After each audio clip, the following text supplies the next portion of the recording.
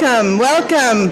Please find your seats. This is an impossible task of mine, but I'm going to keep talking until people quiet down. There you go. Clap. One clap. Clap if you can hear me. Clap if you can hear me. Clap if you can hear me. All right.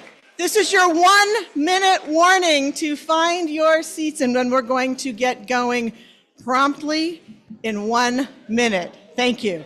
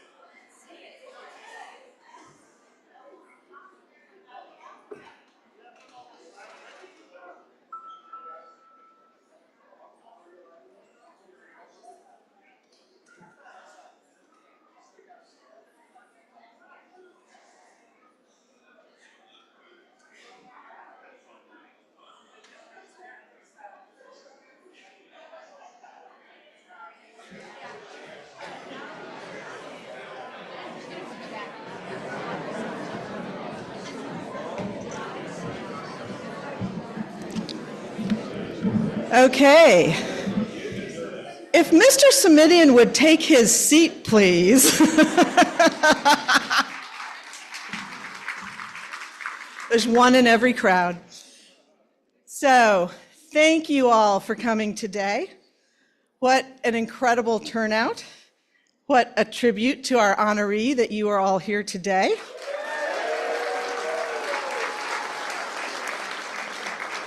My name is Vicki Vinker. I am the Vice Mayor of Palo Alto, and I will be your MC today. So very many people have made today possible. I want to first thank our event sponsors, Coupa Cafe, Diana Chen, and hold your applause, we got a lot. Diana Chen and C&D Global Humanity Foundation, Fleming's Prime Steakhouse and Wine Bar, Italico, Palo Alto Creamery, Palo Alto Rotary, Page Mill Winery, Barbara Harriman Sprang, St. Michael's Alley, Stanford University, and Taco-licious. Now you can give it up for them. Thank you also to city staff, especially Ed Shikata, Kristen O'Kane, Christine Pryor, Darren Namuto, Mahealani Ayun, and several more.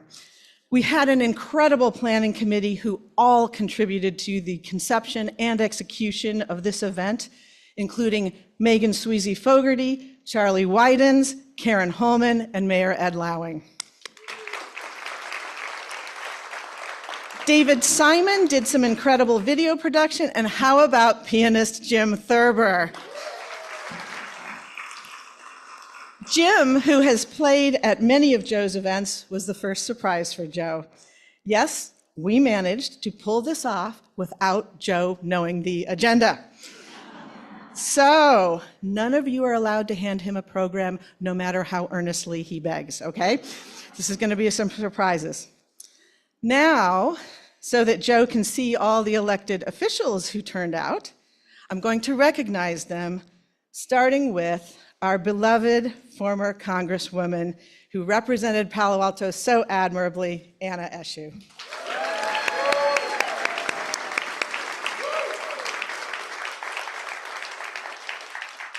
Anna has earned that applause, but now I'm going to ask you to hold it to the end because we have several here. Current elected office holders present are Assemblymember Mark Berman, Mayor Ed Lau, Palo Alto Council members Greer Stone, Julie Lithcott-Hames, Pat Berth, and Keith Rechtel. And then also we have present with us today Charles C. Chang, Council Member, Sunnyvale City Council. We have Terry Godfrey, Trustee, Foothill De Anza Community College District. We have Kelsey Martinez-Kombelik, who's a representative of Supervisor Betty Young. We have Linda Swan, Council Member, Los Altos Hills. And we have Larry Klein, Mayor of Sunnyvale. And did I mention did I call Gerstone when I did that before? Okay, thank you. And are there any other council members or current electeds who I did not call? If so, yes. Oh, Suds from Sunnyvale, Suds Jane, thank you for being here. Any others? I'm sorry, Santa Clara, sorry, that's a boo-boo. Sorry. Any others? Okay, all right. Now, if I called your name, would you please stand? And if you are a former elected, would you please stand? I want to see how, if you are able, I want to see how many we have here in this room. Just look around. This is really tremendous. And I see Nisa Flieger, Vice Mayor of Los Altos coming in, Sally from Los Altos as well, Yan Zhao coming in. We still have more and more. So thank you all. And I'm also told we may even have some across the way in our overflow room. So thank you all for being here. It's impossible to recap all that Joe has done in our program here today. And most of you here in the room could be up on this stage telling your own stories. So this is a sampling of Joe's good works. So what we've tried to do in the program you have, I should say, many of the speakers have almost as many titles as Joe. So we have tried to pick the one that relates to their relationship with Joe. So we didn't have room for all of those titles. Also, our program today is roughly chronological in order.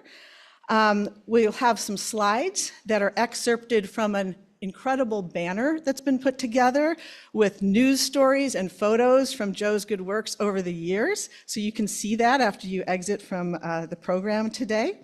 Want to thank Megan Sweezy Fogarty, Christine Pryor, and Pip Printing for getting that banner together. So we will kick off the program with some entertainment and a look at Joe's early days growing up in Palo Alto. But first, it is my honor to introduce Palo Alto Mayor Ed Lau to start the program.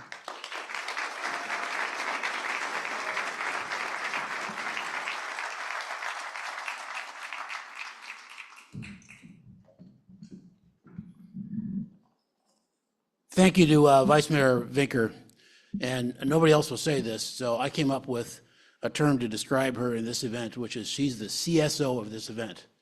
She is the Chief Simitian Officer.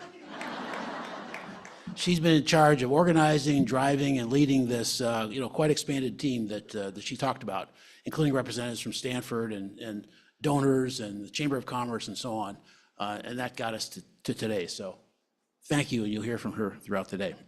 So it's really a distinct honor with Joe sitting here right in front of me as mayor to welcome you all to the kickoff of this afternoon's celebration in honor of Palo Alto's own Joe Simitian for decades in public service. In December, the council gave him a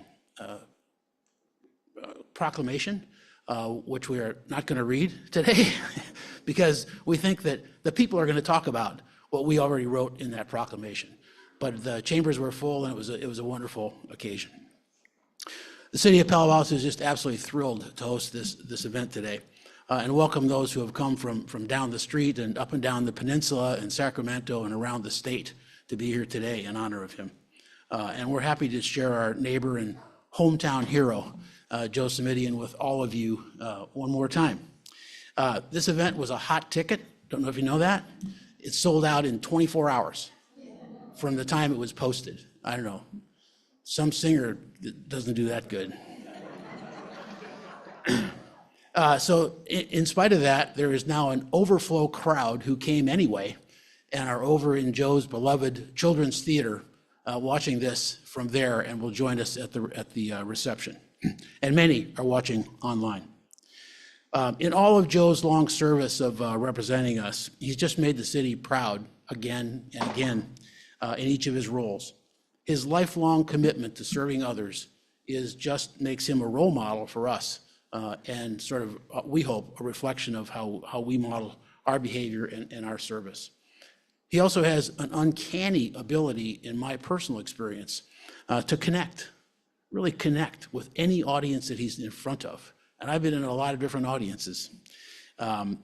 He's also often an inspiring role model because he graciously cites examples from his own life that drives his messages. For example, he was a speaker in 2012 at Pally's baccalaureate service when my youngest son graduated. In a really stunning address for that audience, he talked to the grads about getting comfortable because he knows that they're not yet comfortable in an area of basically self-doubt. And that's not an easy speech to give.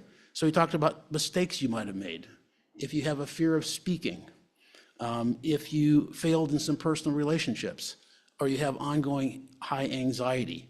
And he did this by stating the case study of a teenager that he knew that was quite unsettled as a teen, not always making good decisions. He was inspiring the graduates and reassuring them as they took their next big step after high school by encouraging them and saying to take the future step by step, because the kid in Joe's case actually came out all right. And Joe knew this with certainty because that kid was Joe. And he reflected in this whole speech on all of his uncertainties and anxieties, et cetera.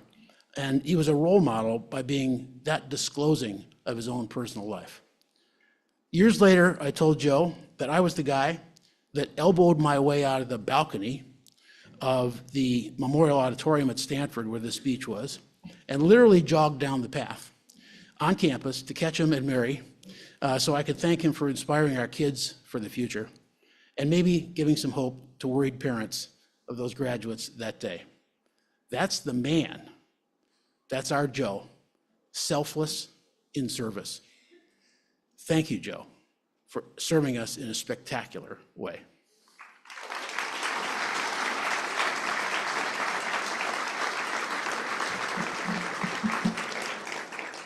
And now we're going to start the fun part. By special request, we will now hear from Palo Alto's Children's Theater Choir, the song being Lucky to See You.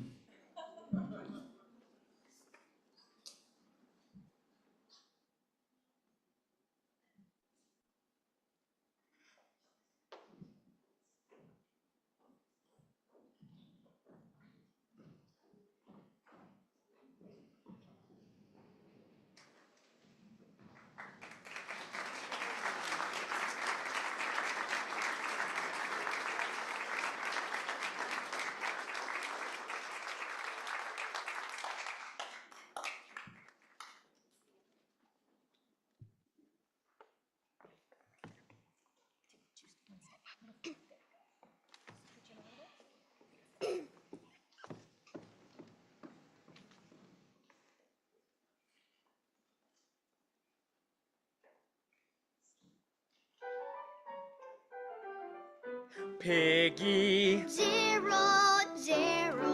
Piggy, feeling lucky ducky to see you. What a guy. What a gal, super best time ever, pal. Boop bop beep bop ba da ba ba ba. I wondered what a friendship meant. Then I met this elephant. Now every new day is a biggie. When I'm hanging with that piggy, Can't begin to imagine all the fun we'll be having. Scoodle-bop-bop-bop-ba-ba-dee-ba-doo-bop-bop. you and me. Me and you, side by side, so much to do. Boop bop Beep bop doobity bop bop bop. Oh no, Piggy, what if we have a disagreement? Or a quarrel? Or dare I say it, some kind of tragic accident that leads to a predicament with unintended consequences? I don't think that'll happen. It might, and that would be horrible. Oh, Elephant Gerald, you're adorable. Piggy. Piggy. Gerald. Gerald. Piggy. Feeling lucky ducky to see you. You're a pachyderm. You're a sign and your company is just divine. Boop bop beep bop doobity bop bop bop. Dress up singing and pretending, deep dop dee dop doo. Talking, joking and best friending, deep dop dee dop doo. Though some things may sometimes test us, Still our friendship is the best of. let's make today a big event for this pig and elephant. Zap boo ba da boo, skilla bop bop zee da zoo. Piggy. Gerald. Gerald. Piggy. Feeling lucky ducky to see you. Oh boy. Oh girl. Having the best time in the world, 'cause when all is said and in the end, you're my bestest. Bestest. What up, you're my piggy. Gerald. Gerald. Piggy, you're my. I'm your. You're my Best, best, best, best, best, best, best, best, best. I hope nothing goes terribly, horribly, best friendship endingly wrong in the next hour. Oh, Gerald. Friend, friend, friend. Skula-ba-ba-ba-ba-ba-dee-ba-doo-ba. Yeah!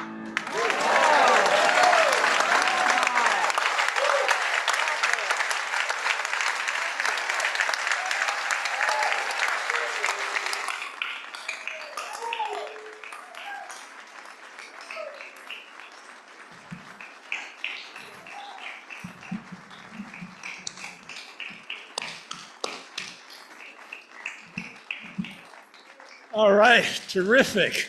Okay. Well, hello, everyone, and congratulations to our wonderful Children's Theater Choir. I'm Robert Kelly, the Artistic Director Emeritus of TheaterWorks Silicon Valley, and I'm proud to say I began my career at Children's Theater right across the way, playing the prince in an embarrassingly titled play, Prince Fairyfoot. In 1970, next door, I launched the company that would become TheaterWorks. Our first production was a world premiere musical called Popcorn, entirely written and performed by 74 local teenagers. That's a huge group, and it required major leadership to bring them all together. We were lucky to have one incredible student step forward and take charge as a stage manager. The show's program only featured our first names. We were all very egalitarian. But for me, one name stood out. TheaterWorks' first stage manager, Joe Simitian. That's him right there.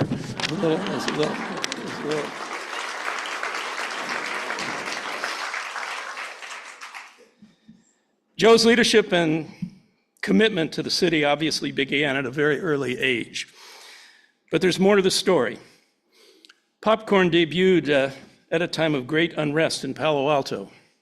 Young versus old, demonstrations in the streets, many young people arrested downtown just weeks before our show opened. But our musical set in the aptly named town of Scraggly Tree, California, was all about bringing people together, about bridging the gap between generations, about creating something new where it was needed, and about celebrating the best of the human spirit. That message served TheaterWorks well and led 5 decades later to the receipt of the Tony Award for Regional Theater. Thank you.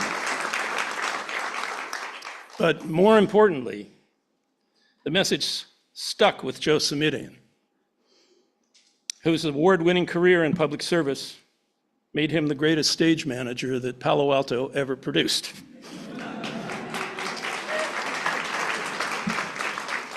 Thank you, Joe, from your adoring cast of millions.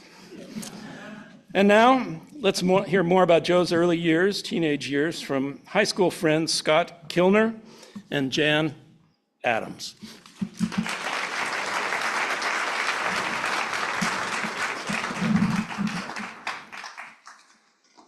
Thank you, Bob. My name is actually now Jan Kilner, and my husband Scott and I were classmates of Joe's at Pally. Now, it can't have been easy for a young lad of 14 to parachute into a new school, as Joe did. But his relaxed confidence, his easy sense of humor, enabled him to make friends quickly and to go from being the new kid in class to student body president in 2 short years. That's Joe. Could have been his first elected office, I don't know. Anyway, unfortunately, I didn't have the honor to be in a class with Joe at Pally. But I did. And of the classes we had together, the one that sticks out in my mind is sophomore English class taught by one Ross Presley, whom I've heard Joe refer to many times over the years. Joe was new to the school district, but I immediately took a liking to this new kid in the class. Not only could I see right away he was one of the smart kids in the class, but he had this great sense of humor that I just found very, very engaging. So we sat next to each other, most of the time through the whole school year. Little mischief now and then. I won't give away any secrets, Joe, don't worry. But to keep our teacher on her toes, his toes. But we had a great year together and bonded and became friends sophomore year. I would like to go beyond Pally just for one minute, though, if I may. After we left the high school, our paths went in somewhat different directions. You know what Joe's trajectory has been. Mine led into the State Department and a career in the Foreign Service. For 32 years, I was a career diplomat in Washington, but we kept our ties to California and to this area where we grew up, and tried to follow things from a distance, including certainly Joe's blossoming career. And as I watched that, one of the things that impressed me from the beginning was that while Joe rightfully taking care, very attentive to his constituents, he had one eye on what was going on in the wider world. I could tell he was paying attention to international affairs. You may know along the way he found time to do election monitoring work and refugee resettlement work in the Balkans, in Central America. And occasionally, in whatever position he was holding at the time, he'd have reason to take a working trip overseas. And when he ended up in our neck of the woods where we were posted, he'd always get in touch, and we'd arrange to have a lunch together or the afternoon together. We did this in Turkey. We did this in France. Joe's interest in what was happening there was obvious. And he was able to draw interesting connections to what was happening abroad to back in his home base there. So, Joe, thank you for looking at the world with a wider lens from the beginning. But even more than that, thank you for, dare I say it, over 50 years of friendship. Thank you.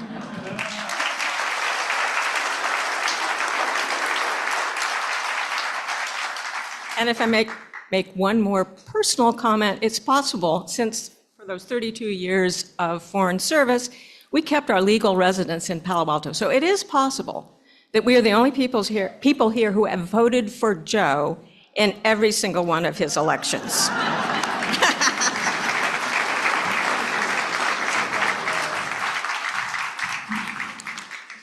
So thank you so much, Bob, Scott, and Jan. Joe's first elected office was the one I've heard him say was the most challenging, and that is the Palo Alto School Board.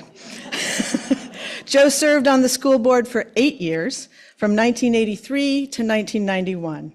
He was then elected to the city council, serving from 1992 to 1996. Here to tell us more, please welcome Joe's school board colleague, Julie Jerome.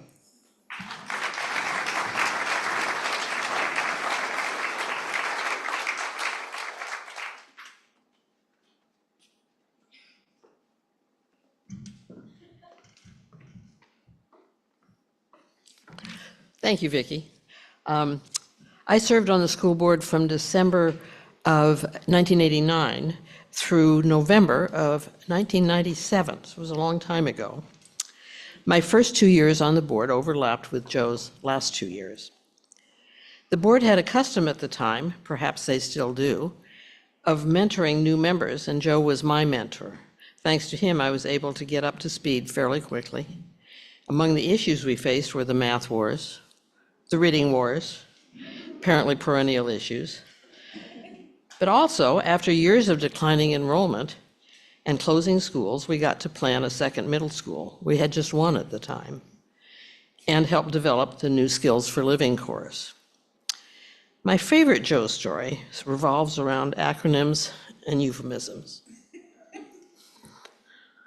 I think he knows what's coming.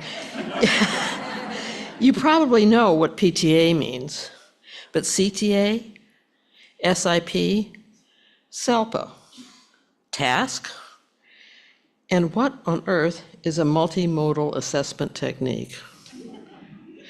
Sharing your concerns means group therapy or complaining. So after general requests and reminders had little effect, Joe created a resolution, complete with whereases and resolves. The final resolution stated, whenever confronted with the opportunity to employ euphemisms, acronyms, abbreviations, alphabet soup, professional jargon, and ambiguous words or phrases, we won't. December 1990 was declared Say It in Plain English Month in the Palo Alto Unified School District. Thank you, Joe, for this and your many years of service.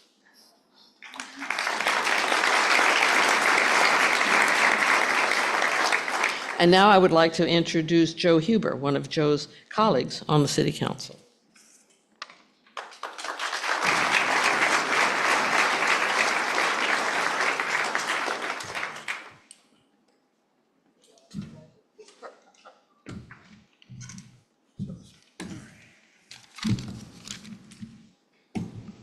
Good afternoon, everyone.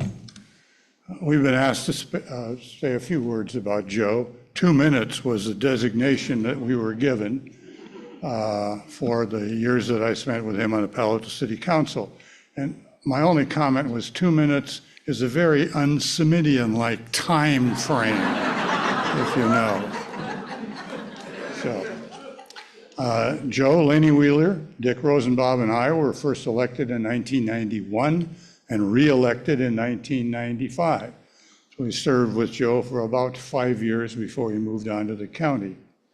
I sat next to him, or had the privilege of doing that for 1 year on the council, and had a chance to observe him in action. Sometimes it was a little scary. on anything of consequence, Joe had the approach of listing 3 points, 3 pro and 3 con. It's kind of like Tevye in Fiddler on the Roof, you know, on the one hand and on the other hand, depending on how it went. When I saw this, I knew that I was in trouble because I had to go to work the next day, and God knows how long he was going to go on. I tapped my pen, I pointed to my watch, cleared my throat, and even occasionally mentioned that there were only 272 words in the Gettysburg Address. Now, you might ask, did any of that work? And the answer was, no, of course it didn't. So, Joe served all of us for over 40 years in many different positions. Each run caused us to receive you'll remember it, the Joe Simitian 4, fill in the blank. Okay? Gary Fazzino, Joe's good friend, one time told me that if Simitian ran for any more offices, he was going to go broke. What can I say? I've often asked about Joe from a lot of people that I knew around the county, and my usual response was, he's a good government man. A politician, sure, but honest, hardworking, looked out for the public interest, cared deeply about his constituents. What more can one ask? It's too bad he was unable to fill one more post. Thank you.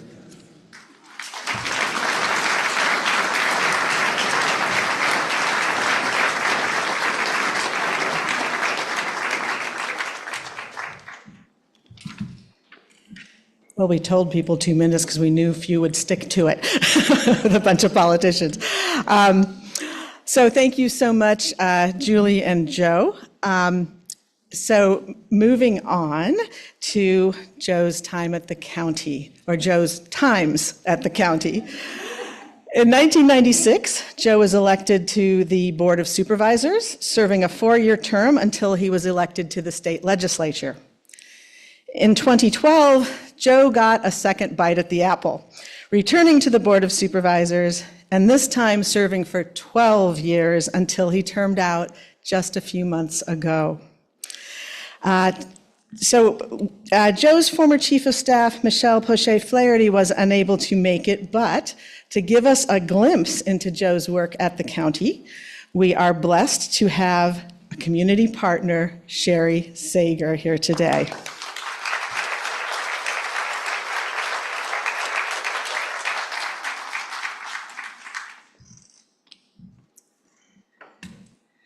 Well, until a little over a year ago, I was Senior Vice President and Chief Government Relations Officer at Lucille Packard Children's Hospital, Stanford Medicine Children's Health, and it seemed only appropriate that I got to speak today since Joe spoke at my retirement. But I won't tell the same story. First, I want to say thank you to Mary, because I know that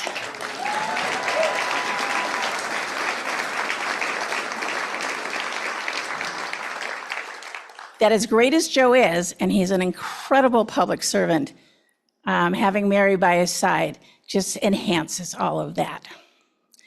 So I first met Joe when he got elected to the board the first time, and he sort of inherited a program I was working on that former Supervisor Diane McKenna had started. And we got to know each other and work together, and he decided I was okay, even if I, did sort of work, for a private children's hospital.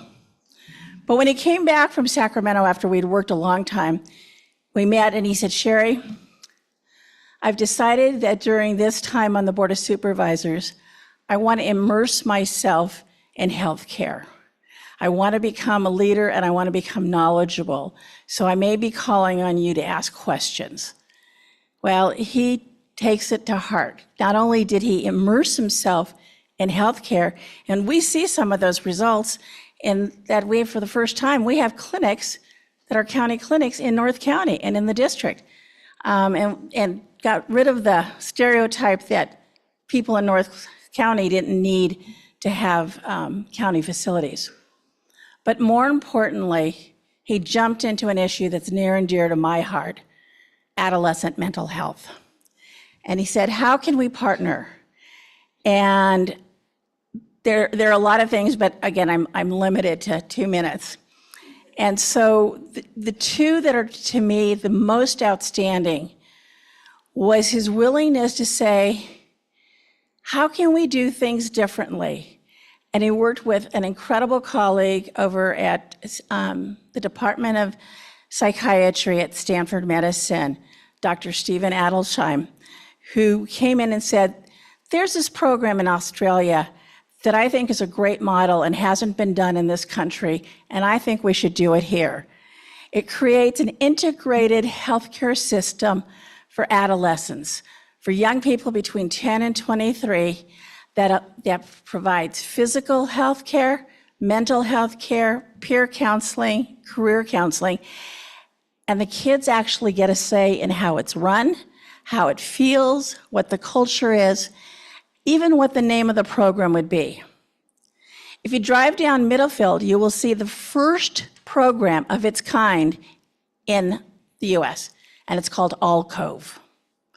And it's in Palo Alto, thanks to Joe.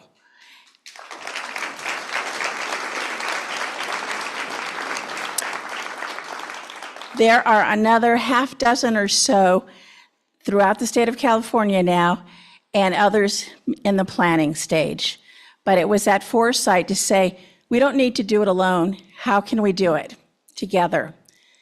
And then he listened carefully to what the professionals said, and they said, it's really important that we do intensive outpatient treatment, and we did do that with Alcove, but we also need an inpatient facility that focuses on young people.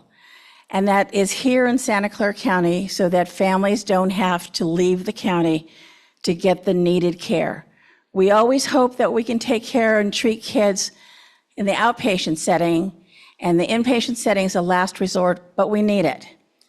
And so through his championship and his leadership, we will be opening in Santa Clara County an adolescent psychiatric facility that will also include younger children, and even more importantly, recognize that sometimes kids have both mental health issues and physical health issues and need to be able to treat both at the same time.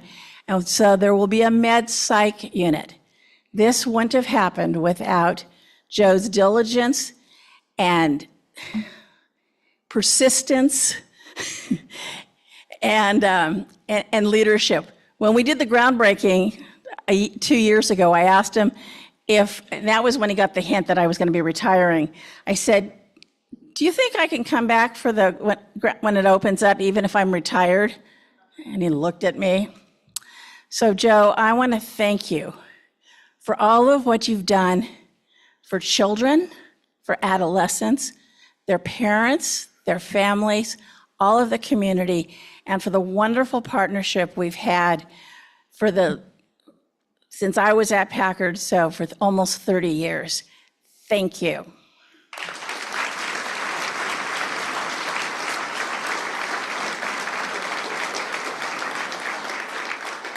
And I know I'm not supposed to, but she always does this to me, so I have to do a shout out to my favorite Congresswoman, Anna Eshoo, with whom I also work greatly, and she is a great champion for children's health. And it is now my pleasure to say, next up is a very brief, it's brief only because we've got a lot to cover, but a video of Joe's time in the county and some of his accomplishments. Thank you.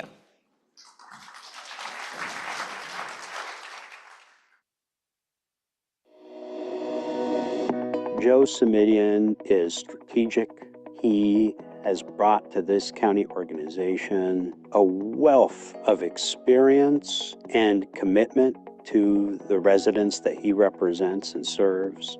And we benefit from that legacy on top of the many, many policy and other accomplishments that he's achieved in his tenure as a county supervisor and in his many decades of service in public office.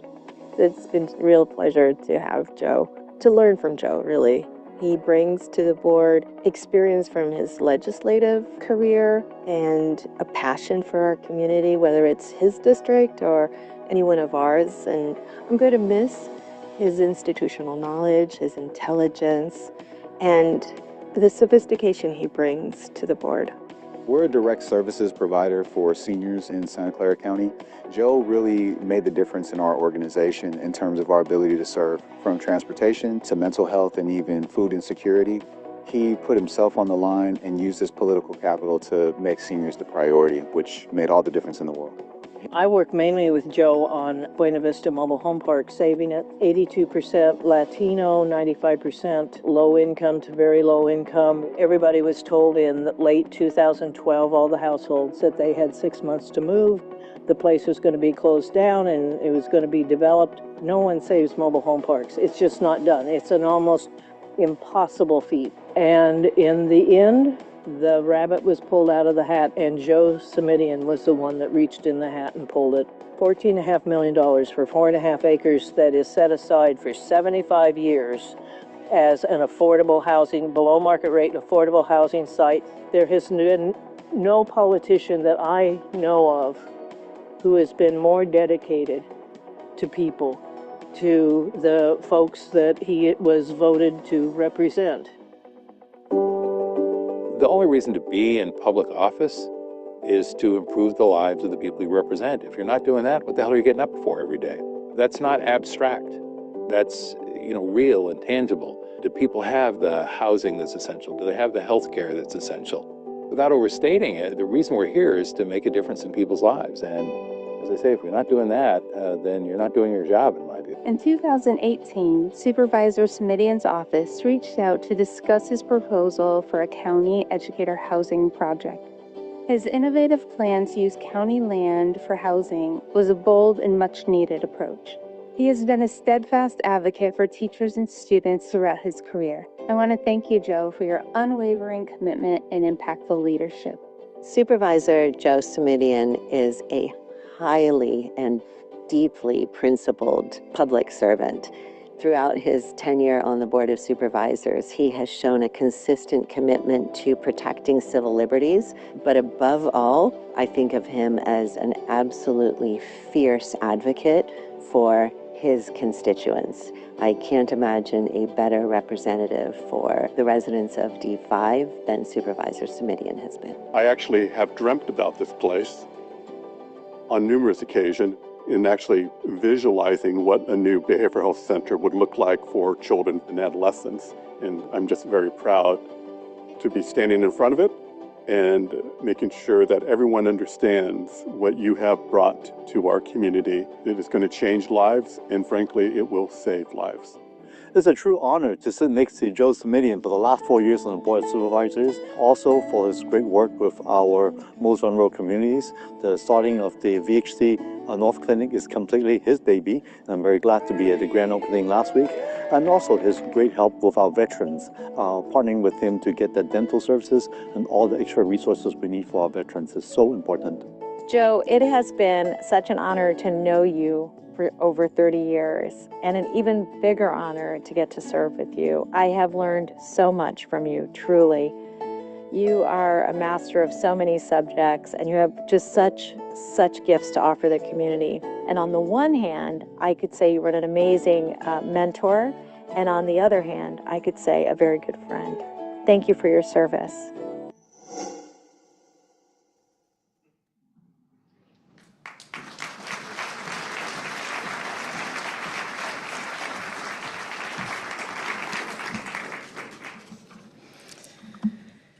In between the two stretches at the Board of Supervisors, Joe represented our city and our region in the state legislature.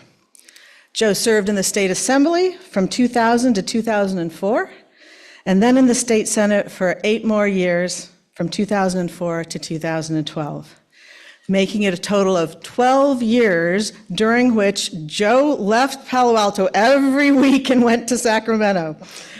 And what an incredibly impactful 12 years. There are a lot of headlines on the slides up here.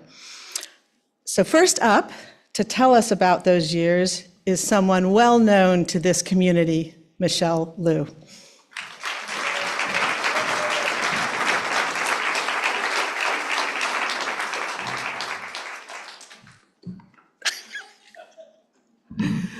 Good afternoon, everyone. I'm Michelle Liu, and I had the honor of serving as Joe's district director when he was in the state assembly and then when he transitioned to the state senate.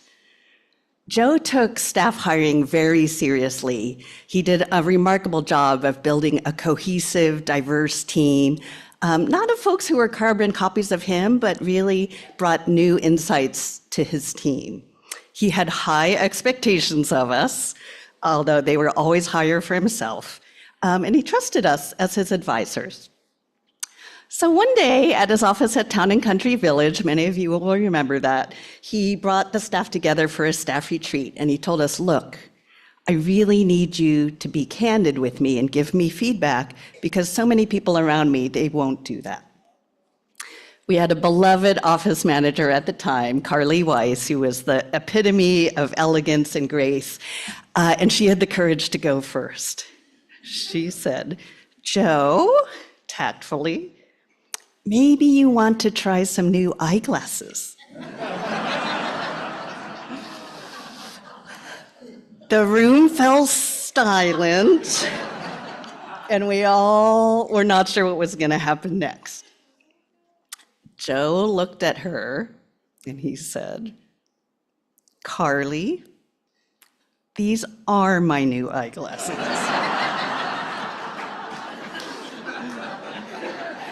Now, many of you in this room have known Joe for decades, and his look has been pretty consistent over the years and decades. It reminds me of this Benjamin Disraeli quote that said, "The secret of success is constancy to purpose." Indeed, a huge part of Joe's secret of success has been constancy, not just to a look, but to a purpose.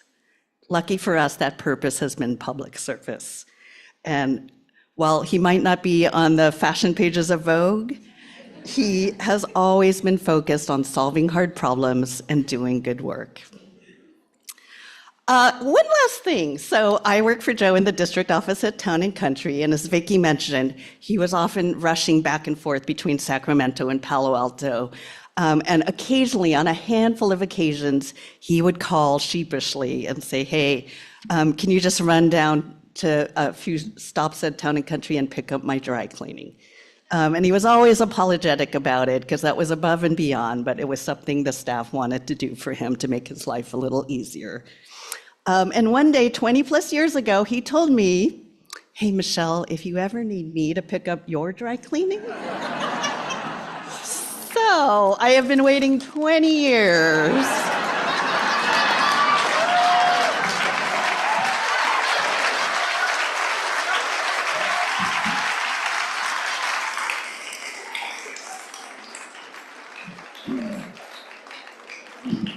Thanks so much, Joe. Stay in touch.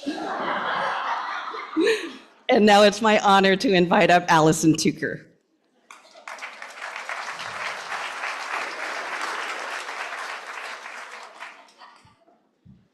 Hello. I'm Justice Allison Tucker, known in Palo Alto mostly as Carolyn's daughter. And I want to tell you a story of the fierce advocacy for one constituent that you were just hearing Joe is famous for. It pains me as a judge to admit, but sometimes our criminal justice system makes serious mistakes and convicts an innocent person.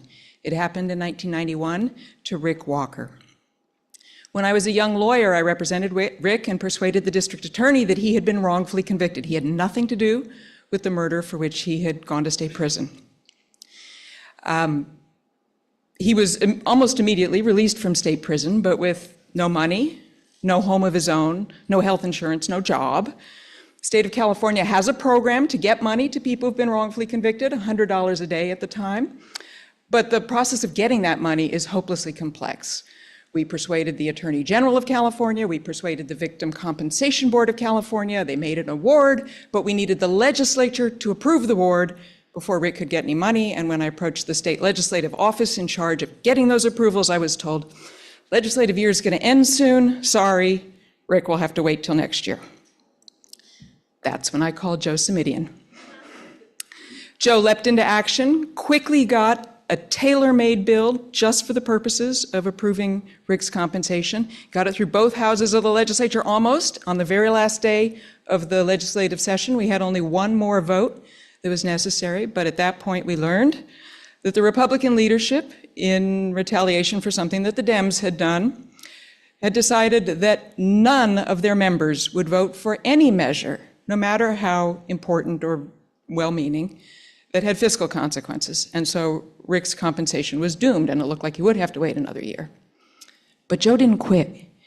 He gave a stem-winder of a speech in which he reminded his colleagues that an innocent man had spent 12 years in state prison because the government made a mistake, and this was their opportunity as public servants to make sure that the government did some small measure of right by Rick. After his speech and after he worked the room, the Republicans, who had all followed their legislative directive to vote against Joe's bill, walked to the rostrum one by one and changed their votes.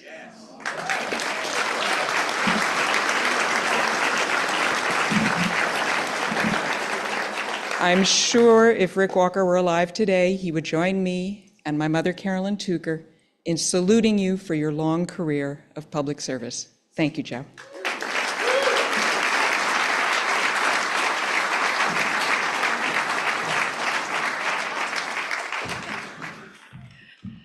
Hi, everyone. I'm Megan Sweezy Fogarty, and I'm honored to serve as Senior Associate Vice President for Community Engagement at Stanford University, a job I likely got because Joe Simitian was my reference. But more importantly, almost 25 years ago, I can't believe it's been that long, I served as Joe's nonprofit liaison. This was a unique role that Joe created in his district office to ensure that the needs felt in communities on the ground were incorporated into his policymaking. And I have some really good memories in that role. Standing in the rain without an umbrella to hold a parking space for Joe Simitian at the Redwood City MLK celebration, blowing up signature Stay in Touch balloons with my young son and handing them out at the 4th of July parade in Redwood City, and the great moment when I was loudly celebrating that the state had finally released accessible vehicles for Ability Path, and I was whooping it up in the town and country office where Michelle also worked, not knowing that Joe was in the room next door. Joe kindly poked his head around the corner to my cubicle with a gentle admonition. I admire your zestful enthusiasm, but could you take it down a notch? From serving as the City of Palo Alto Teen Coordinator to launching youth community service, to serving as the host of Joe's public access television show, Capital Focus, and so much more, Joe has been instrumental to my leadership journey. He taught me tough-minded optimism, working to truly understand, and that often the solutions are in plain sight if we just set our ambitions on them. Joe and Stanford were not always on the same page. I'm the Stanford speaker, by the way. But Joe approached university issues with a focus on accountability and the needs of residents, and always the intentions to make our region better. One of my other great inspirations, besides Joe Simitian, is John Gardner, who spent his last 10 years at Stanford, and I want to offer a quote from John Gardner in celebration of Joe today. Meaning is something you build into your life. You build it out of your own past, out of your affections and loyalties, out of the experience of humankind as it is passed on to you, out of your own talent and understanding, out of the things you believe in, out of the things and people you love, and out of the values for which you are willing to sacrifice something. So thank you, Joe Simitian, for the meaning you've brought to my life, to our city, to our county, to our region, and our state, and our world. You've meant so much to my life. And now it gives me great pleasure to introduce another of California's great policymakers, the Honorable Darrell Steinberg, who, by the way, I met on the set of Capitol Focus. The Honorable Darrell Steinberg will begin some reflections from Joe's colleagues in the state legislature.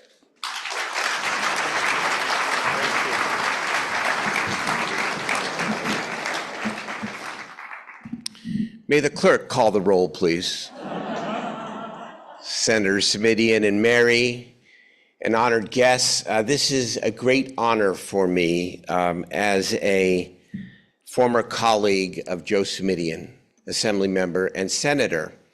And in thinking about my remarks, I asked myself the following question: can there be civility in modern politics today? Can smart people fight for what they believe in and still maintain a sense of humor and a respect for others? Well, we all know the times we are living in today, but I can answer yes to that question because I had the privilege of working with Joe Simitian. I worked with hundreds of well-meaning, mostly well-meaning, legislators and politicians over 32 years myself of public service. Joe is absolutely one of my favorites for his intellect, for his drive, for his love for the right kind of fight, and for what he actually did for generations of Californians. Now, he reminded me when I came in to say hello to him today that it didn't quite start out that way. I was, an aspiring leader and was trying on my leadership style, I suppose. And at one point, there was an issue, as he reminded me, over the education budget, and Joe was passionate about education. And so I went to him and said, the leader at the time asks that you vote this way on the education budget. And I didn't remember much, and I don't remember much except something about the words "get the fudge somewhere out of here," and something about riding away with a horse that brought me. But that was the first time, and I guess I reflect and thought to myself, wow, I both need to work on my leadership and I need to deal with this particular legislator a little bit differently. I hope, since most of you I know are local, I hope that you appreciate what a generational and historic impact Joe made on state public policy. You see, we served in the era of terrible budgets. I was president pro tem during the worst recession in modern history, and Joe was one of my colleagues. And despite his fierce independent streak, he never once voted against a difficult budget, even though the cuts that were included were not something that any of us came to Sacramento to do. But in that era, he decided that there were tens of thousands of 3- and 4-year-olds, mostly from lower income families, who were not gaining access to quality childcare and or preschool. And in this difficult era, he decided that he was going to insist that the state of California invest in transitional kindergarten. And you may remember, I looked for this and I couldn't find it in my old boxes, the button, "I'm a TK warrior." He insisted that we all wear the button, "I am a TK warrior." And he fought for this bill despite the fact that we had little money. And he won me over early. And I'll always remember the last night of session, I believe it was 2012, because we had a constitutional deadline to pass bills by midnight. And if we did not, the bill would die.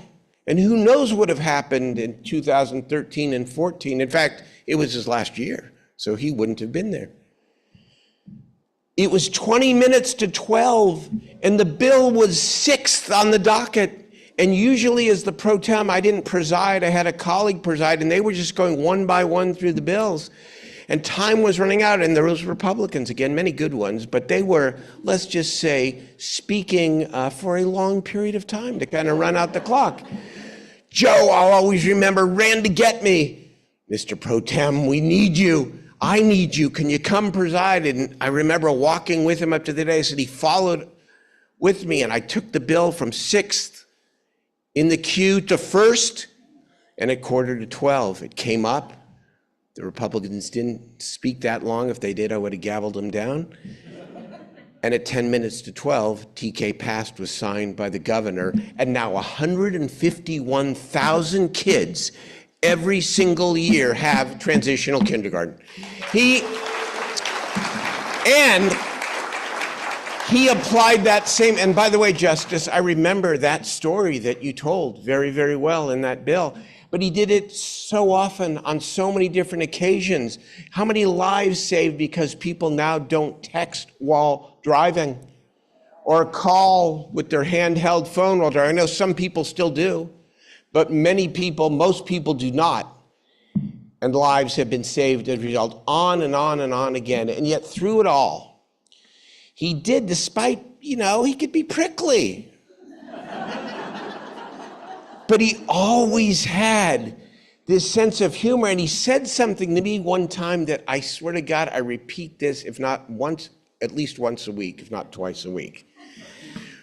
Later, after we developed our friendship and relationship, and we were in another one of those arguments, and this time, I think I was winning the argument. And I remember he looked at me and he said, Mr. Pro Tem, if you insist on continuing to have a logical conversation, we're going to have to end this right here.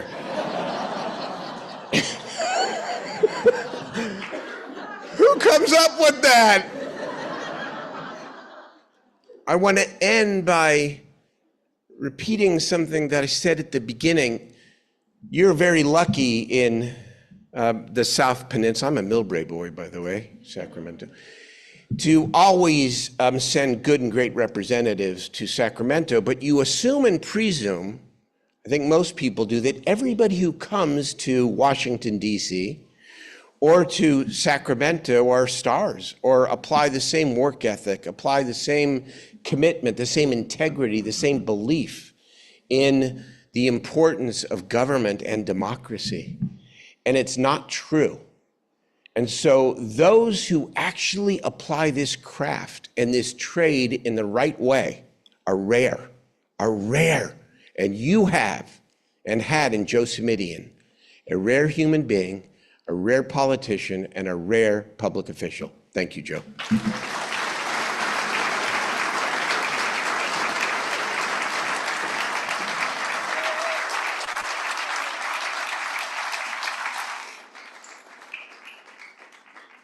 Good afternoon. My name is Alan Lowenthal, and I'm honored to be able to spend a few minutes with you.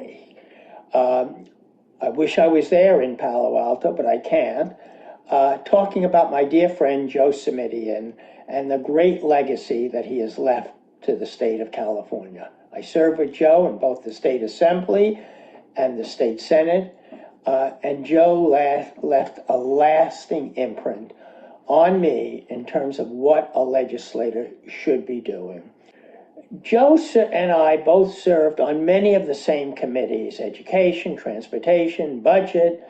And the key point is, after the high-speed rail bond passed, Joe was the chair of the budget subcommittee that oversaw the financial operations of the high-speed rail. I was the chair of transportation, which looked at the policies of whether high-speed rail was following the mandate that the people of California asked it to be, whether the high-speed rail authority was doing what they said they would be doing. And Joe and I served on each other's committees, so we really knew and worked together on the oversight of high-speed rail.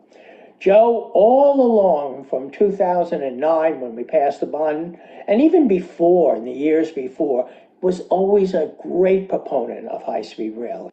But as Joe and I both began to do the investigation in terms of whether the High-Speed Rail Authority was actually doing what they said they were going to be doing, and the plan that they were developing was an appropriate plan. We had questions, and then when we had to vote finally in the state Senate on the final plan in 2012 of high-speed rail, which would spend the state money and the federal money, and it would be it laid out the plan that it was going to be doing.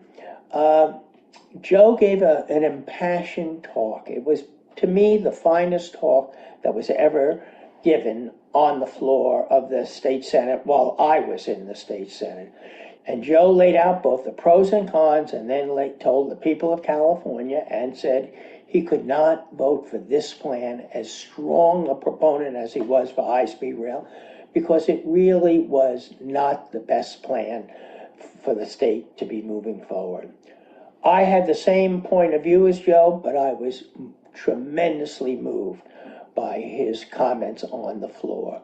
It was courageous, it was bold, it was clear, and I think the people of California have really, before them, have now, and what we're doing today, are recognizing what a great leader Joe Simitian was, a man of great integrity, great intellect, and I was pleased to serve with Joe, and his legacy will be as one of the finest senators in our lifetime that has served in the California State Legislature. Thank you.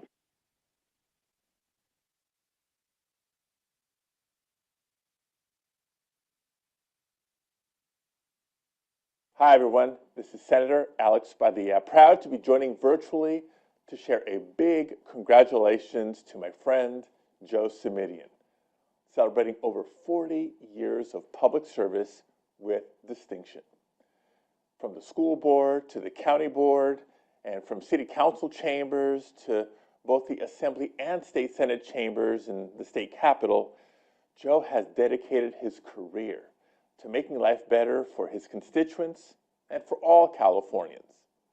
Now, I had the privilege of seeing that dedication up close when I served alongside Joe in the state Senate.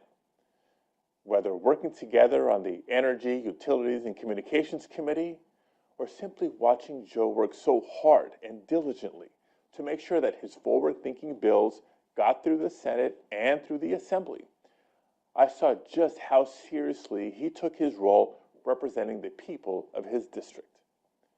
And when I was asked to occasionally preside in the Senate, I actually studied Joe, who I began to refer to as Gavel Man, because he set the standard for effectiveness and efficiency as a presiding officer. And as I look back on it, our partnership was actually far from predictable. When I first arrived in the state Senate, Joe had already served in the legislature for 6 years. I was in my early 30s and was born and raised in the proud working class community of Pacoima, California. Joe was just a few years older than me, and he was the pride of Palo Alto. But we quickly built trust and a partnership. We worked together on everything from climate policy and green energy policy to consumer protection. Yes, Joe, from RPS to RFID. And who can forget no texting while driving? And when I went on to serve as Secretary of State, I reached out to then Supervisor Simitian to help improve election cybersecurity and modernize our elections, both in Santa Clara County and statewide. So Joe, to everyone in this room, you are the embodiment of public service. And it's been a privilege to serve alongside you and to call you a friend. And while I know you've worked nonstop for decades, taxpayers certainly got their money's worth with you, you and Mary finally have time to sit back and relax, at least until you find your next passion project. So Joe, congratulations again, and thank you for all that you've done for California.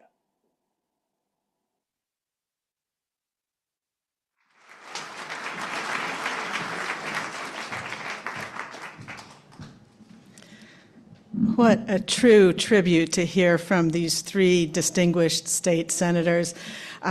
Senator Steinberg, thank you so much for coming in from Sacramento. We truly appreciate it. We've had a couple of additional electeds come in during the program. I want to recognize Supervisor Otto Lee for being here. Mayor Lopez from Campbell and City Councilwoman Maria Risto are here. And also Vice Mayor Emily Ramos from Mountain View. So thank you all for joining us. So, Joe's time in Sacramento alone would have been enough to make us proud, but there's a lot more, and we're going to bring it back briefly to the local level with stories from a few more familiar voices.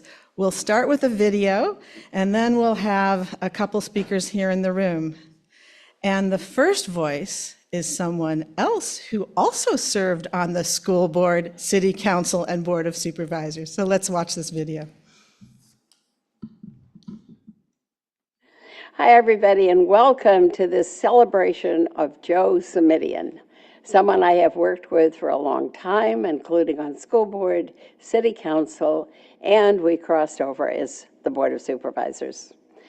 I think I will remember Joe as one of the best storytellers I've ever run into, and he's able to keep someone's attention, which I think makes such a difference. He also gets done what he says he's going to get done. And I'll point out one particular project right now, which is teacher housing going in on Grant Avenue. Joe made that happen. It wasn't the rest of us. It was Joe. So when he says he's going to accomplish something, he'll work as hard as he can to do that. Lastly, when Joe wants information, he goes and gets it. And after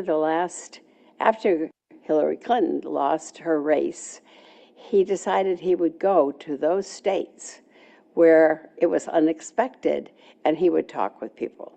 That's tough to do. So he must have been very charming with people all over the country that they were willing to talk with him. I've had a great time working with Joe. I hope to continue doing that. And congratulations, Joe. Great job. Joe has been a strong champion for the environment throughout his career. His commitment to protecting the Stanford foothills led to those protections being locked in for 99 years. That's over 2,000 acres of hillsides, ancient oak trees, and wildlife habitat that now have an extra level of protection thanks to the changes that Joe championed when he was on the Board of Supervisors. Another environmental achievement was the permanent closure of Lehigh Quarry. That cement manufacturing plant and mining operation had been operating for decades, causing air pollution, harming water quality in Permanente Creek, and causing landslides in the quarry pit that literally collapsed the ridgeline of the nearby hills. Joe always held Lehigh's feet to the fire to be held accountable for their actions. And now it's going to be up to us to uphold Joe's legacy in continuing to monitor Lehigh Quarry as they enter into the reclamation phase of their mining operations, which could still impact the community negatively if we're not as vigilant as Joe was. It's because of Joe's dedication and thoughtfulness that he's achieved these things. He's extremely conscientious and dedicated in everything that he does, and I've never seen him jumping to conclusions or making a decision based on insufficient facts. That's a very rare quality, but it's a very important quality for an elected official. I don't know anyone else who can take a highly opinionated group of people with widely differing goals and turn them into a coalition with a common purpose. It's because of the respect that Joe commands and his knowledge of the issues that he can achieve these goals. 41 years of helping people solving problems. Joe, what is next for you in this adventure? We are so grateful for your early support of Magical Bridge and recognizing that all children and all families need a place to play in their public spaces. And with your leadership, we have transformed the landscape in Santa Clara County and shined a bright light on the fact that everybody matters here. And Magical Bridge is proudly celebrating 10 years since we opened Palo Alto, and we have many projects underway. Many, many families are playing together, connecting with community. It's all thanks to you, and we can't wait to see what you do next. It would be hard to overestimate Joe Simitian's effect on the business community in Palo Alto. He has a profound understanding of the needs of small businesses and their contribution to the community. As a mayor, he was priceless. He understood what we needed in the way of parking, what we needed in the way of extra help, and he stood up against developers who were trying to alter that situation, and he stood up against chain stores. It was really wonderful to have him here. And then when he went on to be a state senator and do all kinds of wonderful things with the environment, and as a county supervisor, it just kept on rolling. And, you know, what's closest to my heart is what he did for the mentally ill. He has built housing for them.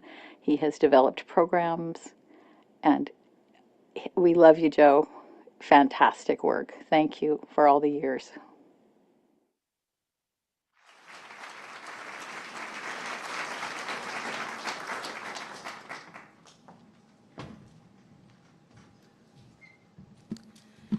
Good afternoon, everyone. Mary, I hope we're not making this a little harder for you to live your home life after this. Joe, wow. I'm Karen Holman. I'm joining the cadre of other former mayors in this room. And I'll be speaking to yet another of Joe's passions, and that is the Palo Alto History Museum. I'm a curious person. I'm often curious, and I love history. So as I've watched Joe over the many years, and I've watched the number of projects that he's fostered, I really want to know more about him, about his background. What makes him champion the projects that he does? So Joe's full name is Seren Joseph Simitian. It's an Armenian name that when he was a child growing up in the East, it sometimes made him feel, in his words, as the other. Both of his parents, his mother and father, were teachers, as many of us know, and they divorced when he was 2. Coming from modest means, Joe held jobs such as moving furniture for a furniture store. He pulled weeds for a gardener, a job that he readily admits he was really awful at. And he recounts his time delivering as a delivery driver for Chicken Delight in Whiskey Gulch. That should prompt a couple of memories, both of Whiskey Gulch and of Chicken Delight here. Joe moved to Palo Alto at the age of 14 to live with his father. His father had moved here largely due to the schools, nothing that different than today. That was just prior to 1967. 1967, a very calm year. I know I'm speaking to an audience of an age. It was the summer of love. It was the Vietnam War protests. The civil rights movement was in full swing, as was the women's movement. Joe speaks, as he does often and publicly, about his time at Pali, where the parents of his colleagues, his schoolmates, were mechanics, teachers, a custodian, CEOs. It was anything but, it was diversity, and it was just natural.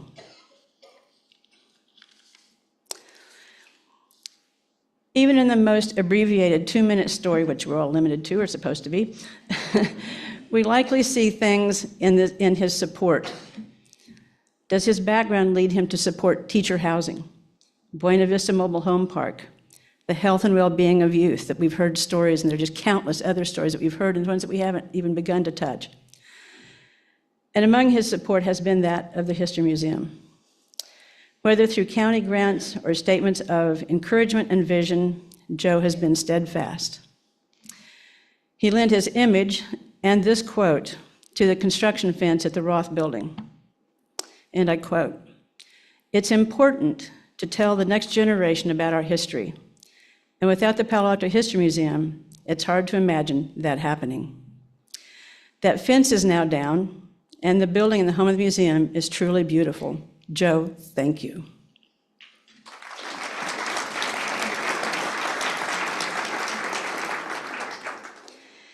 He remembers so much, speaks of it freely, and surely impressed by the compilation of events, people, stories that he's heard, books that he's read. He has become, as Gary Fazzino said, what he was meant to be. As Gary said, they had become what they were meant to be. This is Joe's story, or more accurately, a snippet of it. It is his history, and it became our history. Without knowing Joe's story, we cannot know our own. Saren Joseph Simitian, the amazing man we are lucky enough to know and call Joe. Thank you, Joe.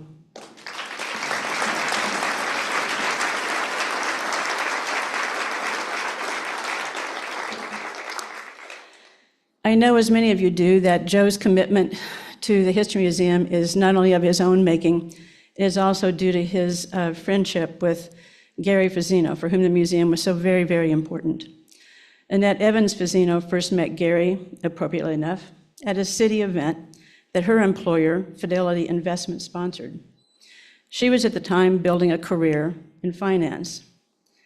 We all know Gary chose Annette to be his partner and with whom he wanted to raise their children. While Annette lives in Utah currently, her heart is here, and it is here where she will be returning one day. It is my distinct pleasure to introduce Annette Fazzino, whom, among other things, is the mother of Joe and Mary's godchildren, Matthew and Julia.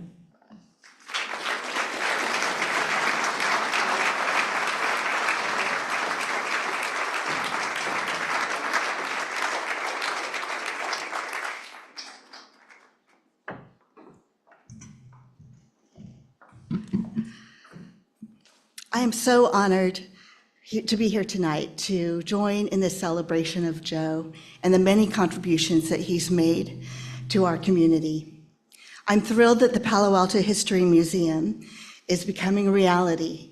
My late husband, Gary, was passionate about the museum, and the museum matters deeply to my children and to me. Joe has described it as a treasure that will help us understand our history, recognize the challenges that we face today, and help us to plan for the future. I must say that Joe has always served as a link between our past and the future, and that he has worked so hard to tirelessly achieve. Now, I'd like to tell you about the Joe I know, and if I could channel Gary, of course I would, but I will just tell you from my own heart. First of all, Joe is an amazing friend. Gary always told me what a positive influence and inspiration Joe was in his life. Specifically, Gary admired his integrity, his sense of humor, and his desire to make a difference in the world. I also found in a notebook somewhere that Gary considered Joe his own personal man of the year in 1971. So, Joe, I don't know what that means, but that was before my time. Joe and Gary met, I believe, on the first day of high school at Pali. They quickly bonded and were forever friends and co-conspirators. Joe was the best man at our wedding. When I shared with my mother the common bride lament that I wondered if Gary would even show up, my mother assured me that Joe will get him there. Several years later, Gary and I had our twins, Matthew and Julia, who are right over there. I've been asked to have them stand quickly, so they're probably more to hide. And Joe and Mary became their godparents. Joe's an example of service in the community and in private. When Gary passed away, a call to Joe was one of the first that I made. Joe and Mary came over that night, and they were there to offer comfort. And then Joe went to work. He helped and advised on funeral arrangements, wrote the obituary, and spoke with the press for me. Joe and Mary stepped in and helped me tremendously at that very difficult time. Several months later, there was a daddy-daughter dance at Walter Hayes Elementary School. Julia wanted to go, but she didn't want to go and be the only one there with her mom instead of a dad. So her Uncle Joe cleared his calendar and danced the evening away with Julia.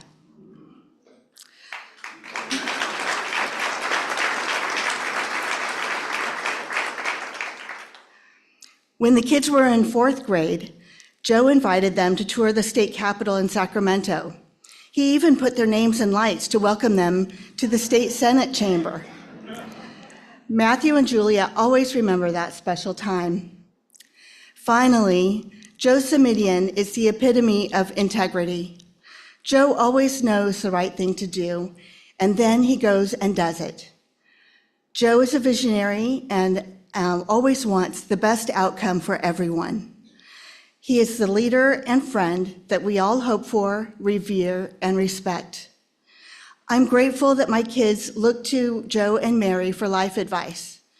On a recent birthday, Mary told them that they should not worry.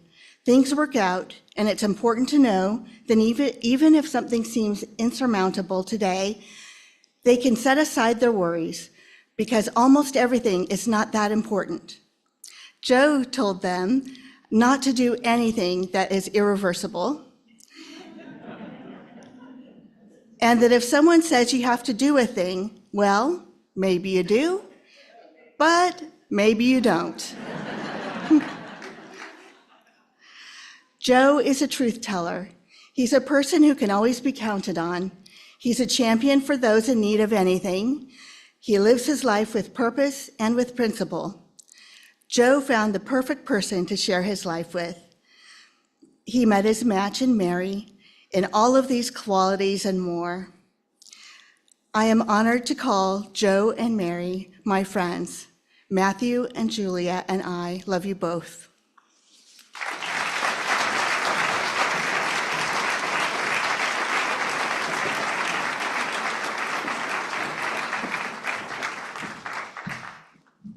Wow. Annette, thank you for those beautiful memories. It's not often that one can render Joe Simitian speechless, but I think you just did.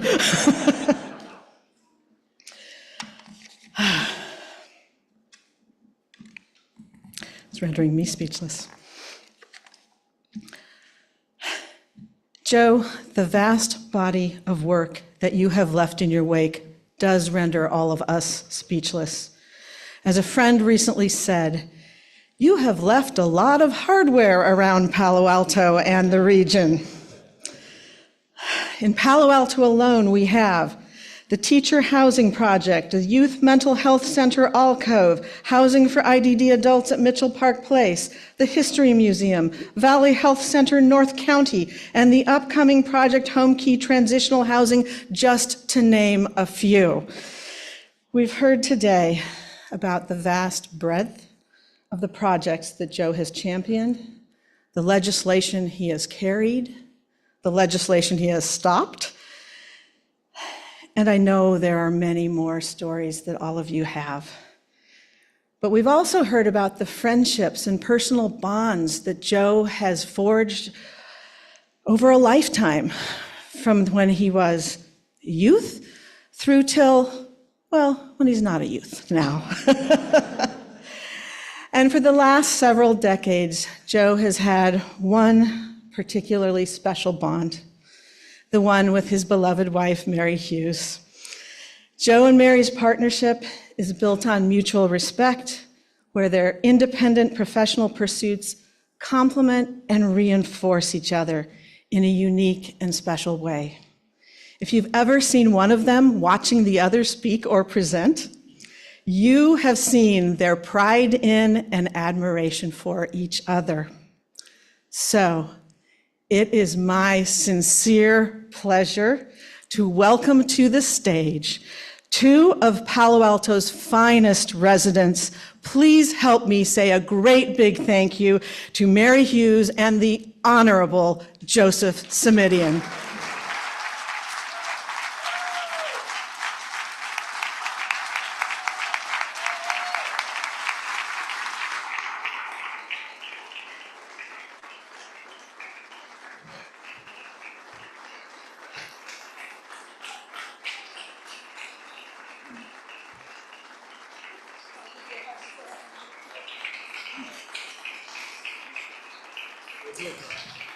Thank you.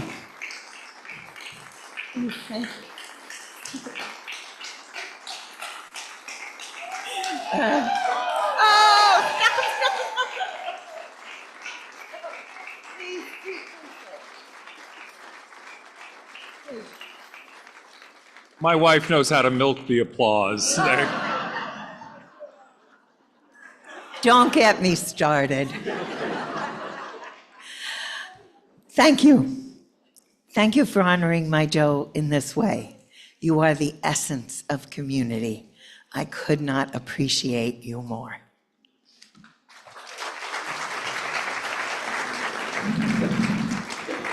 And I thank Mary for yielding her time to me. Thank you.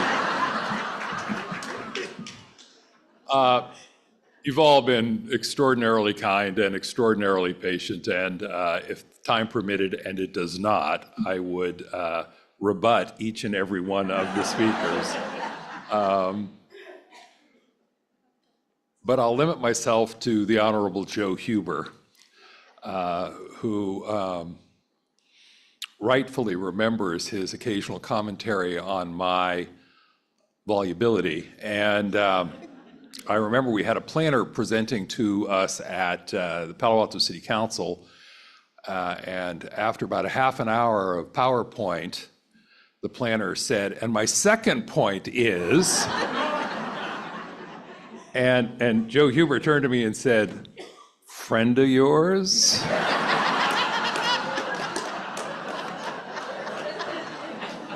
But really, the Huberism that I remember most fondly, among many,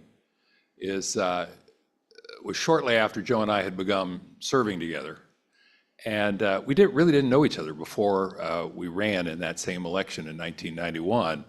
And shortly after that, Joe had met Mary. We were not yet married. And we just happened to bump into each other, Joe Huber and I, and he said, hey, I met Mary, and I said, I heard. And he sort of smiled and, good-naturedly said, you really don't deserve her. Yeah. And I chuckled and said, yeah, I know, I was trying to be a good sport. And he got a dead serious look in his face and said, no, really, you don't deserve her. So he was right, and it all worked out. So I do have one story that I want to tell this room in particular, because while so many of you have been kind to come from far away, and so if I could give every one of you a hug, I would, and maybe time will permit that. But I am particularly appreciative of the fact that my hometown, Palo Alto, chose to recognize me and Mary and my work in this way. And so I wanted to tell you, if I could, how I became a Palo Alton. In the summer of 1966, I sat in the witness chair at the North County Courthouse at Birch and Grant, because my parents were in a tussle about child custody. I was 13 years old.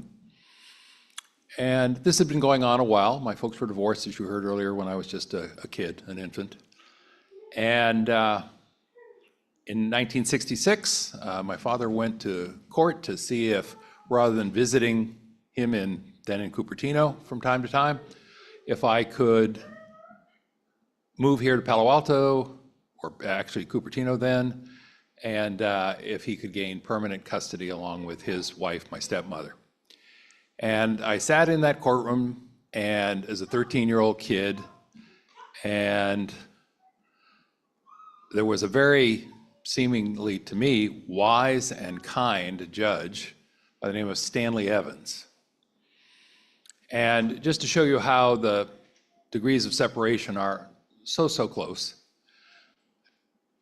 my father's attorney was a fellow named Pete McCloskey.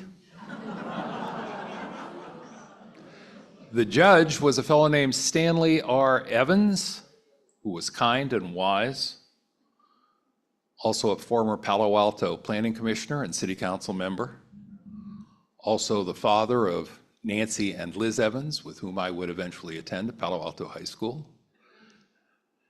And Judge Evans was a really singular personality.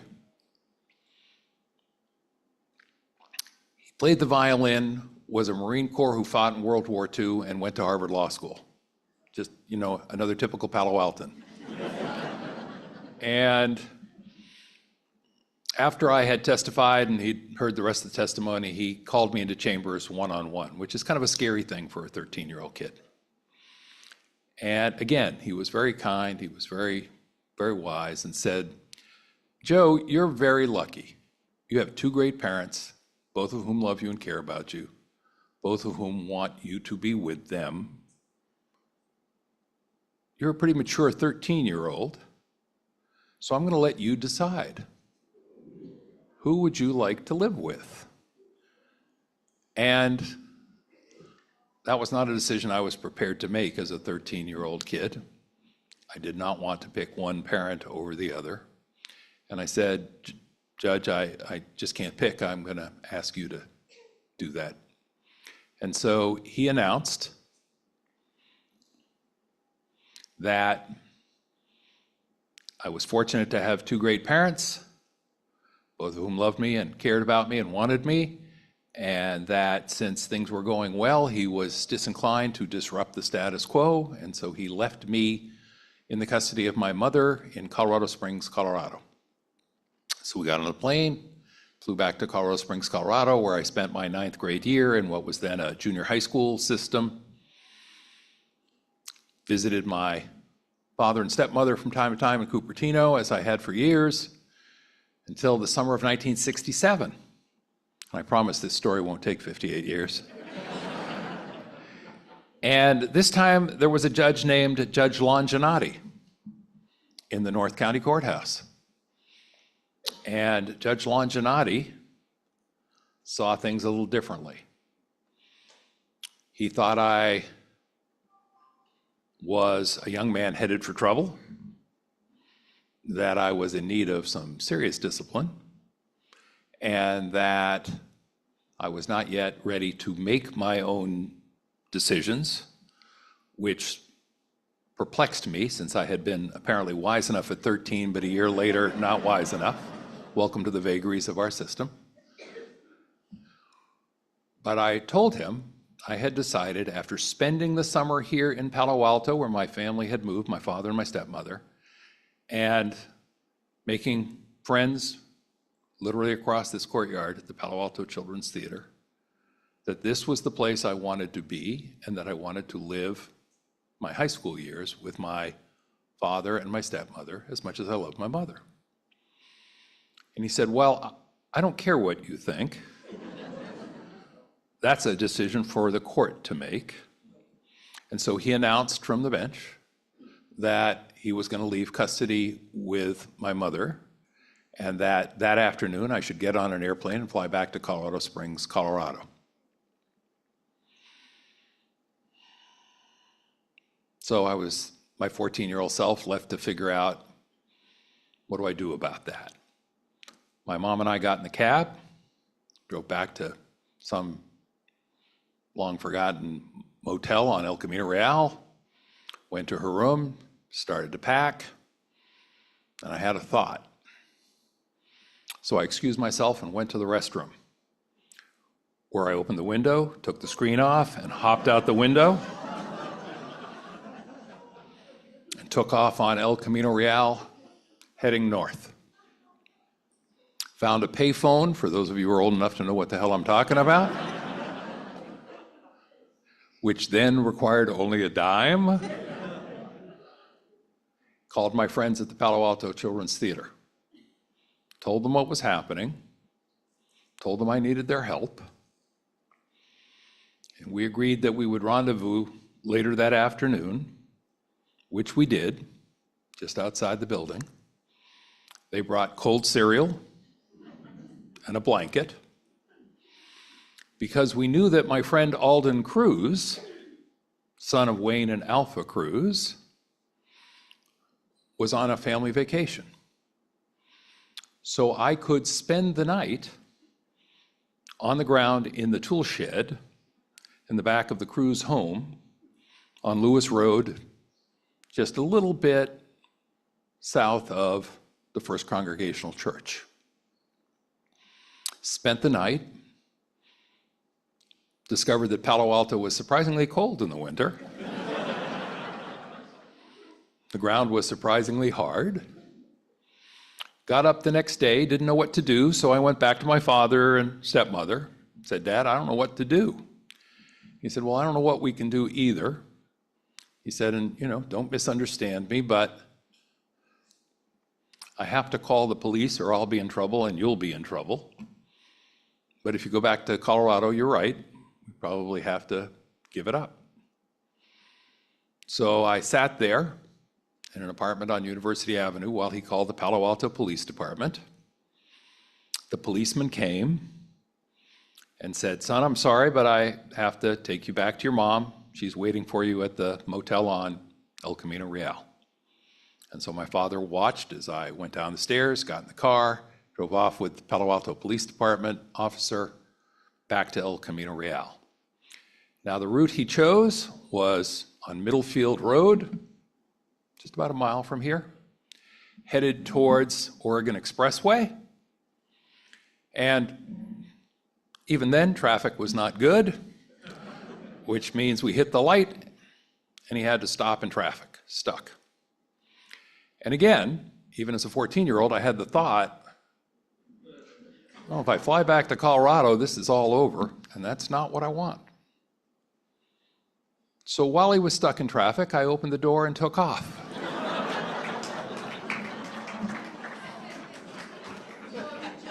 And ran down Garland Avenue, Garland Drive, just past what was then Jordan Junior High School. I moved quickly as a 14-year-old, went through a front gate, went over a fence into somebody's backyard, went out through their front gate, only to discover that in this unfamiliar neighborhood, I had just found myself in a cul-de-sac with the cop coming around the corner. At that point, he said, kid, that was a stupid thing to do. Put my hands behind my back and handcuffed me and put me in the back of the cruiser. Drove me to the Palo Alto Police Department, which was located then where subsequently we saw the Palo Alto Senior Center, now Avenidas. Put me in a holding cell. Brief aside, years later, I was the liaison from the city council to the senior center. They said, now, do you know our facility? I said, yeah, actually, I know it pretty well. Waited there just a couple hours. And then, along with another young person, we were loaded back into the car, headed down to San Jose to go to the juvenile hall facility, where I was incarcerated for 47 and a half hours. Because at 48 hours, they actually have to book you for something, apparently.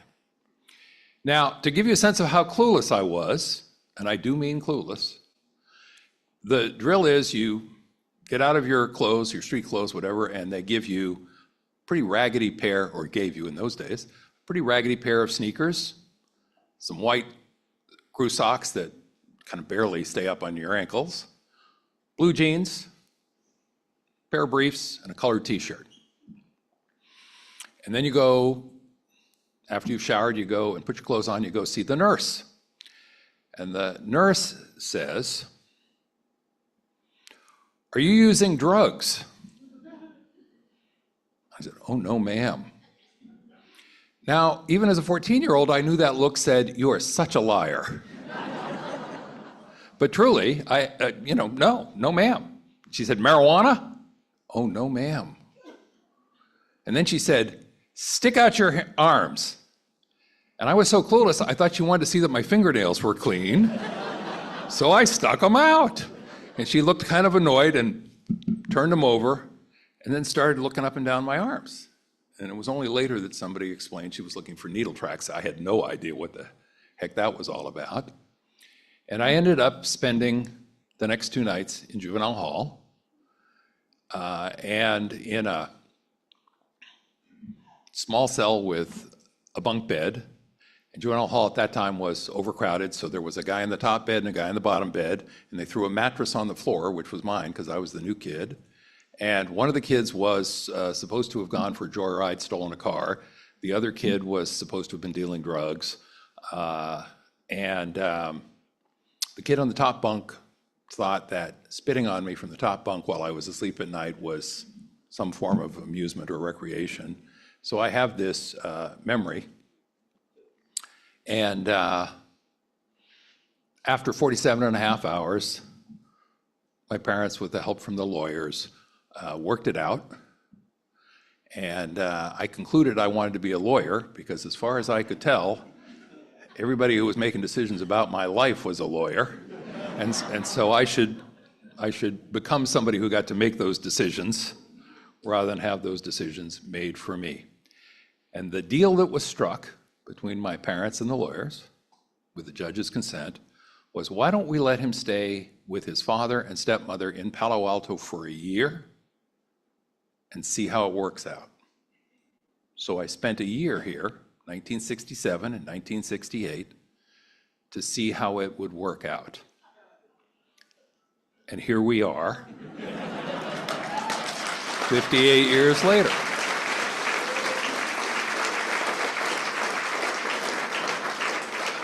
At the risk of stating the obvious, I could not have imagined on the hard dirt floor of Wayne and Alpha Cruz's tool shed, or on the mattress in the juvenile hall, that one day I'd have the opportunity to share that story with you.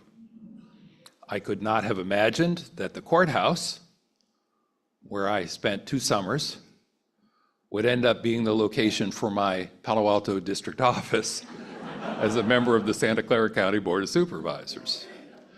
I could not have imagined that every day when I drove to work in San Jose, I'd have to wait at an all too long traffic signal while staring at the juvenile hall where I had been incarcerated. Couldn't have imagined any of that. So I want to thank each and every one of you, and literally thousands who couldn't be here in the hall, any who might be in the overflow facility, anyone at home who's folding their laundry as they listen and or watch. I want to thank all of you for making the unimaginable, not just possible, but the life I have been privileged to lead. It's not the positions you have allowed me to hold that I hold so dear. It is the work that you have allowed me to do that I hold so dear. And I owe a debt of gratitude and thanks to each and every one of you for that. Thank you. I want to make sure we have a little time to enjoy the reception and to give one another a hug. Know how much it has been my privilege and how much I appreciate each and every one of you. And Mary and I send our love to you in every day, in every way. Thank you so much.